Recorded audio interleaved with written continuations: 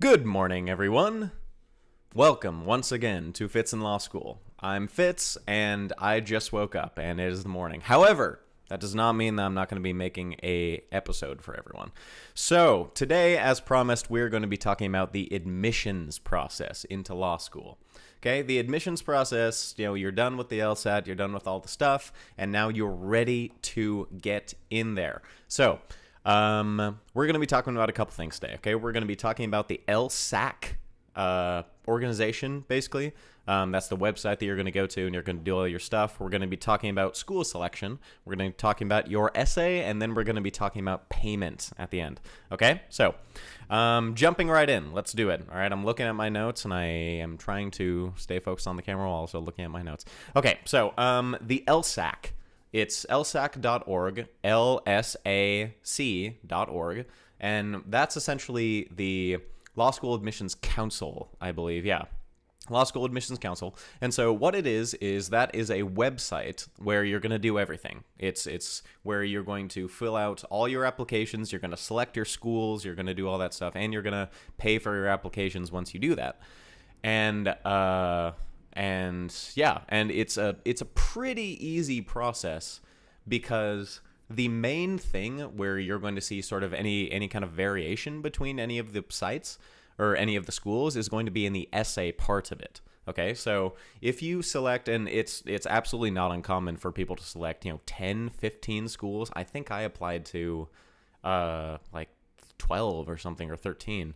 But what you're going to want to do is you're going to want to go there and start filling out the basic information.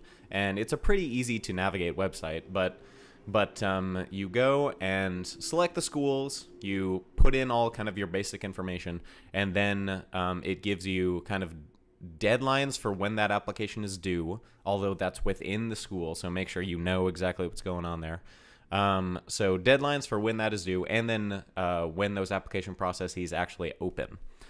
So a couple basic things for that. The first thing is that once you have kind of selected all your schools for the ones that you're going to be applying to, there's going to be a long list of those schools for your 2018 or 2019 or whenever you're watching this, your applications. And so once you go in there and you fill out the first school, and so that's essentially all the basic information, all the demographic information, all of the the just checkbox information. What's your name? What LSAT score did you get?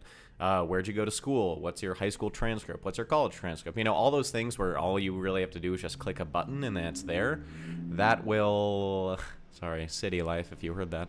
But that is something that's going to auto-populate for the rest of your essays. So once you, or for the rest of your applications. So once you do your first application, it actually gets progressively faster and easier, because it just auto-populates through the entire rest of the thing. So... or the entire rest of all the other applications. So that means that once you do the first one, it's just a lot faster. There are a lot of schools that will have 2 or 3 additional pages. Some schools ask for, other things. I think the University of Michigan, Stanford, just a lot of them have one other or 2 other pages that are not covered by other schools, and sometimes they're just other things. I know if there's schools that have kind of a religious bent to it, sometimes they have additional information talking about just things like that. So but across the board, once you fill out the first one, then filling out the actual application will be way quicker. The difference, and do I want to go into this? Sure. So let's go to the essay now. So the essay is where you're going to be seeing, changes for each one of the applications. So it used to be that when I was, talking to some of the admission counselors and stuff, it used to be that these essays were a little bit more tailored to each individual school. But now it seems like that's not the case. I've gone through the admissions process twice, and I've also talked to people who've gone through the admissions process now and are going through, and who went through the admissions process back in the day. And it seems like the trend now is that most schools say, just tell us something. Tell us something about some parts in your life, or tell us something, why do you want to go to law school? Tell us some formative parts in your life that made you, influence your decision about entering this thing. They essentially just want to see how you think. They want to see how you can write. They want to see, that's the thing that, given two applications that are exactly the same, they're going to read the essay and they're going to say, okay, let's look at the essay. Let's see what happens. And then that's going to be their deciding factor. Okay, so the essays are definitely important. I've heard of people who have essentially gone through and checked every single one of their applications and seen the requirements for their essays, and then they have just made kind of a general, like a specific essay about them, and then they mention the school once or twice in the essay, and then when they're submitting the essay, they just go through and change the name of the school, and then submit the exact same essay to every single school except just with the name change. I don't know if I would recommend doing that. I don't think that's a very good idea. I think it's a really, really great idea to specifically mention something about the school that you find very, very interesting. I when I was applying to UC Hastings, I said, hey, they are in a perfect position to kind of take advantage of the Silicon Valley wave, and I'm really, really interested in privacy law, and so that's exactly what I said. And I said, you guys have a great clinic. Here's what I like about the clinic. All this stuff. So that's just something that's super important. Is make sure that you, I would say, tailor your essay more to the school than you think you're doing. So, or more than just mentioning the name. You probably want to mention, a clinic or something about the school that interests you. And then why, relate it back to your story, relate it back to, why would you be interested in this? I've also heard with the essay that it's a good idea to talk about something in your life that like I said, kind of influenced your decision to go to law school, or tell us about a time where your thinking changed, and why did your thinking change, and tell us a story, kind of a thing. It seems to be a pretty narrative situation. And I would say, like I said, I would say the vast majority of the time it's just a general tell us something, and then they just give you a page limit. That's essentially about it. Like a page limit, 12-point fonts, like all the classic stuff. And then I think that there was, so I applied to 12 or 13 schools, and I think there was one or two that had a specific question that you asked for. I kind of went through and I opened up a spreadsheet, and then I said, okay, here's when the application's due. Here's all the specific stuff that they tell you about the essay, and then here's when here's the page limit and stuff, and here's the prompt. And so if I said general, yes or no, and then if it's not general, then what exactly is the prompt? And so and so I think that's probably a good idea. I would probably try to not kill yourself 100% about doing the essay, like specific thing for a specific one. Like I would kind of do a mixture of what I was saying before. So that is that you want to talk about a subject that you're interested in, and then you want to relate it back to that school. And this will actually feed into my next point. But you'll want to relate it back to your school. And so you'll want your general story, and then what you're interested in. And then from there, say this relates perfectly to this school because, and so that section, I would say that would be what you could probably interchange. Unless they ask for a specific question. And then this gets into what school should you select? So I think that it's a very good idea. I mean, usually what happens is most places, you would probably start your application process in September of that year. And then you'd usually most of the schools close their application process in December or January or something. And so you would really, really want to get your application in as early as possible, number one. And number two, I would say you want to just get out of the way because you don't want to be, worrying about this over your holidays and stuff. But you also have to balance that with, okay, like there's a September LSAT and then there's a December LSAT. And so if you want to retake the LSAT, or yeah, if you want to retake the LSAT, that will influence what schools you apply for. And usually the LSAT that you take, it takes about two or 3 weeks to get your score back. And so if you finish all your applications and you're just waiting for your LSAT score, and then you actually score much higher on it or much lower on it, then you might want to adjust the schools that you apply for. And that means that all the work that you just did for those schools, you might have to like cancel or redo or whatever the hell. And so that is something that you really don't want to do. At the same time, it's probably pretty unlikely that your LSAT score will fluctuate that much unless there's a extreme circumstance, which most of the time there's not, because extreme circumstances are by their very nature, rare. So I would say that you should probably start I always recommend taking the September LSAT, because then that gives you the opportunity to retake the LSAT in December, like for that same admission cycle. So I think that's a great idea. Either that or June, that's September. But don't I would say don't do your last one to be the last one of the year, because that's probably not a good idea. And then you want to get, all your admissions kind of over and done with. But so you get, your score on the LSAT, and you, I think, want to kind of focus on 3 things. What is realistic with that LSAT score? So go and look at the median LSAT and look at the demographics and stuff of like what their primary experience is, how many people worked before they went into that school. Look at that. Look at the grade point average coming in. Do you actually stand a chance of getting in there? And also, I believe it's either LSAC or... No, I don't think so, actually. So when I took Blueprint, their website had actually a really, really cool calculator that was essentially saying, okay, put in your LSAT score, put in your grade point average, and then kind of rank your work experience and like what your letters were and stuff, and say, okay, if I plug this in, what are the chances of me being able to go to this school or that school? And it was a pretty good indicator. If it was over, 60%, I think that I got into all the ones that were over 60%. So that's a good calculator. I don't know if Testmasters has the same thing, but I'm sure you can probably find something equivalent on the internet. But yeah, so look at what's realistic. Look at the opportunities that you have at that school. Think about what you want to do. And again, this goes back to episode 1. The more that you learn, the more you have a kind of a solid opinion of what you want to do in law school.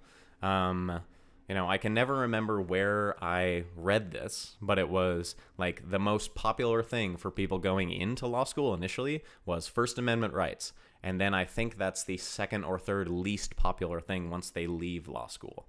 So it's just... And there's just not many job opportunities for, despite what's happening politically, there's not that many job opportunities for First Amendment rights. And so, and a lot of people go and look that up, and the more they learn about it, the more they say, well, is that exactly what I want to do? So it's a important question to ask.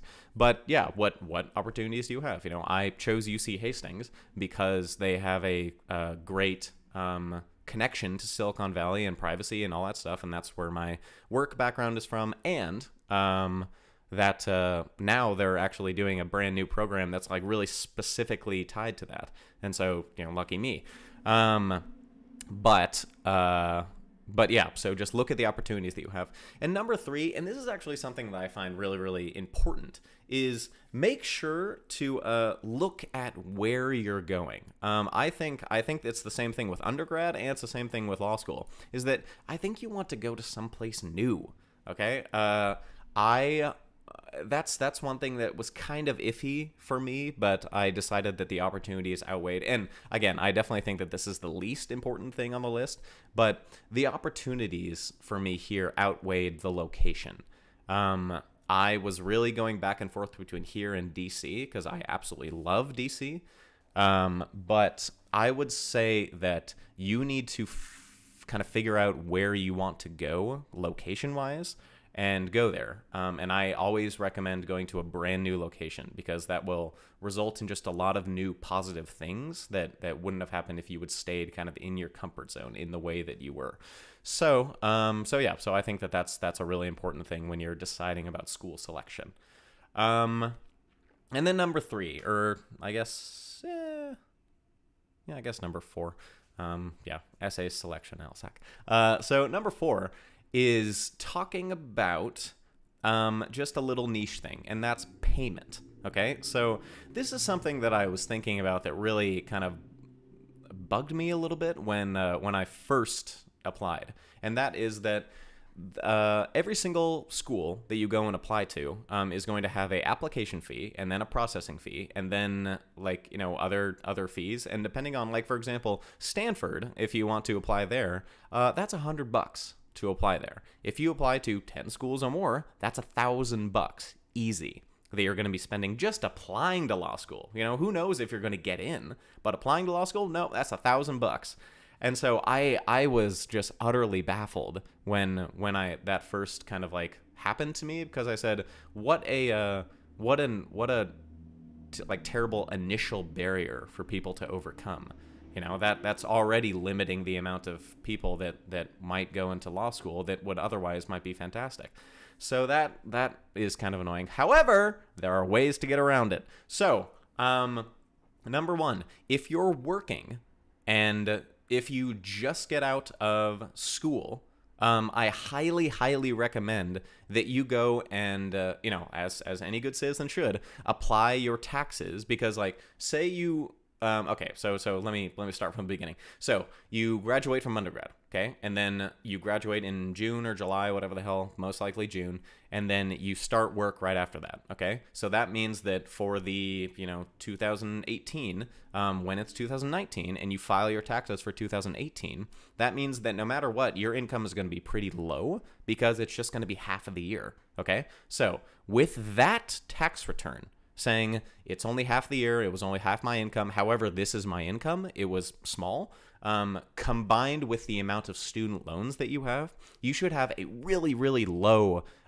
tax number. Your gross adjusted income, all that stuff should be super low, because it's combining the amount of loans that you're paying with your small-ish income compared to what it actually is, because you haven't worked for an entire year. File that. There is a form that you can file on LSAC, which essentially says, hey, I have, super low income, and there's like this general fee waiver thing that LSAC will go and apply to you, okay? This is super important, super helpful. I think it lasts for like 3 or 5 years, something like that. I think it lasts for like 5 years. I don't know. But that's what I did when I initially got out of law school. And so if I hadn't have had that, I would have paid, $1,000. That cut it. Like, it's a general fee waiver for schools, and I would say that like 75% of schools kind of adhere to it. And so and also, like, depending on your LSAT score, lots of schools will also, so I would recommend that you register for, like, within LSAC right now, because the second that you take the LSAT, schools, depending on your score, schools are going to start sending you emails and stuff and say, hey, apply to our school, here's a fee waiver. Pay attention to those, because those will save you so much money. So I highly recommend you do that. The tax form, also great way to do it. And that's just a general fee waiver. That saves you, again, like $500 or $800. It saved me like $700 or $800 easily. So highly recommend that you do that. And also, last thing, and this is me always encouraging talking to people. I love talking. And as we go into minute 19 of this video, I love talking. But it's just reach out to the school. Reach out to the admissions council, reach out to whoever, and just say, hey, absolutely love your school, make it short, sweet. Here's background. Here's what I'm really, really interested in.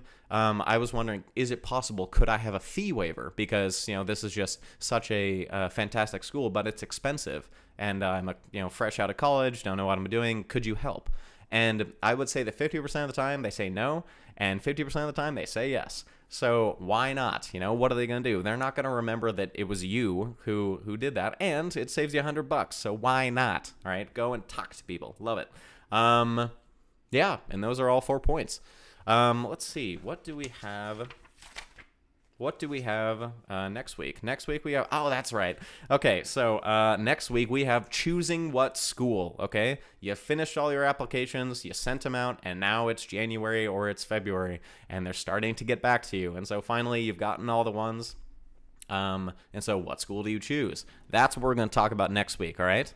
So everyone have a fantastic week. I'm going to have a fantastic weekend, and I'm going to study, and that's about it. All right, see you guys. So